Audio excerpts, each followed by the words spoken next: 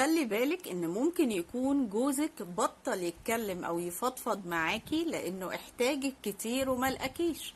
يعني جالك كتير اللي هو انا عايزه اتكلم معاكي في حاجه، حصل مشكله النهارده، لا انا عندك اهتمامات تانية، مره في التانية ابتدى يتقفل وياخد خطوتين لورا ويروح يكلم حد تاني ويفضفض مع حد تاني.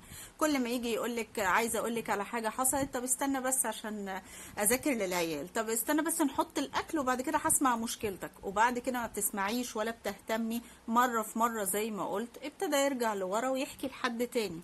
تاني مشكلة ان ممكن يكون جوزك لقى ان عندك استخفاف بمشاعره.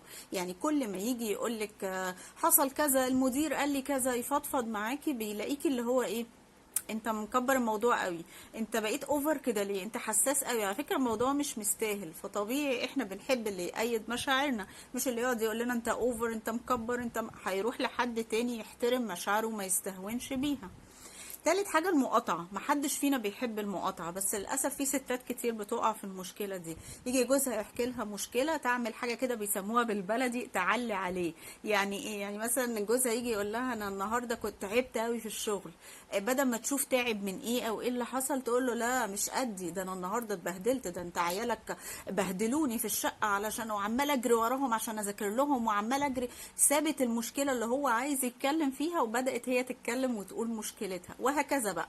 انا حاسس ان نفسيتي تعبانه، لا نفسيتك ايه اللي تعبانه، امال انا اعمل ايه، ده انا عندي وعندي وعندي، ده انا حاسه ان عندي اكتئاب. فطبيعي احنا بنحب اللي يحس بينا مش يعلي علينا. كل ما نقول له على مشاكلنا يقاطعنا ويتفضل هو بمشاكله، طب مين هيسمعني؟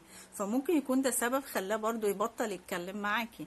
وفي مشكله كده عند ستات انها بتقفش في الكلام. يعني ايه بتقفش في الكلام؟ يعني الراجل بيتكلم في حاجه ملهاش علاقه باي حاجه، يعني بيحكي موقف، تاخد هي كلمه من الموقف وتعمل عليها مشكله.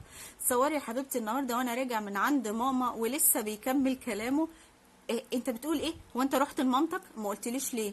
ما انا نسيت اقول. يعني ايه نسيت تقول لي؟ طب ما انت لما رحت لمامتك ما عرفتنيش ليه؟ ما انا بعرفك بكل حاجه. يعني انت بقى كنت بتروح لمامتك قبل كده ما بتقولي؟ عارف اللي هو بقى ايه، سابت الموضوع الاساسي ومسكت ان هو راح لمامته وما قالهاش. رجاله كتير بسبب الموضوع ده، الستات اللي بتقف على الكلمه بيخافوا يتكلموا مع مراتاتهم.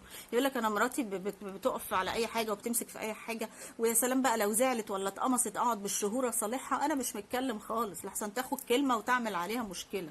زي بالظبط اخر نقطة، الستات اللي بتعمل اوهام واحكام واستنتاجات من كلام جوزها. ما هو لو الراجل جاي يقول لمراته مثلا النهاردة زميلتي في الشغل عزمتني على ساندوتش، تصوري النهاردة زميلتي عزمتني على جابت لي مش عارف فطار مش عارف ايه، يعني عادي بيتكلم. ثانية واحدة، هي دي أول مرة ولا أكيد دي مش أول مرة؟ عارف اللي هو استنتاجات بقى وأوهام وأحكام هو ما قالهاش أصلا. أكيد هي واخدة عليك، أكيد أنتوا صحاب بقى ومتعودين على بعض، ما هي مش هتعزمك كده من غير ما تكون عارفاك دي بقى أول مرة، أكيد حصلت قبل كده وأنت خبيت عني. الاستنتاجات والأحكام دي بتخلي الراجل طبعا يكره إنه يتكلم. يعني اللي هو خلاص هي شويه شويه هتلبسه تهمه ان هو متجوز زميلته في السر ومخلف منها. فالرجاله بتخاف من كده، ما بيعرفش يتكلم بصراحه مع مراته.